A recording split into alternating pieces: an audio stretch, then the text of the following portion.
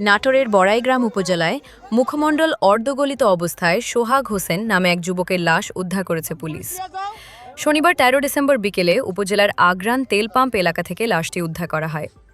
নিহত সোহাগ হোসেন বড়াইগ্রাম উপজেলার চক বড়াইগ্রাম এলাকার নাজমুল হোসেনের ছেলে।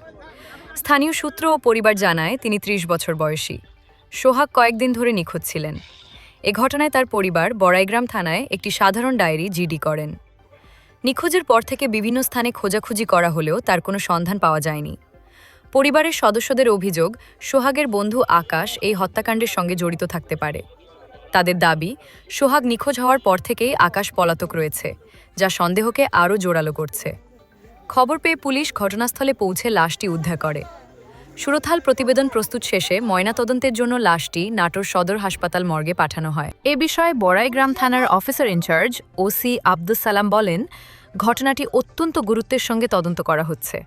ময়নাতদন্তের প্রতিবেদন পাওয়ার পর মৃত্যুর প্রকৃত কারণ নিশ্চিত হওয়া যাবে।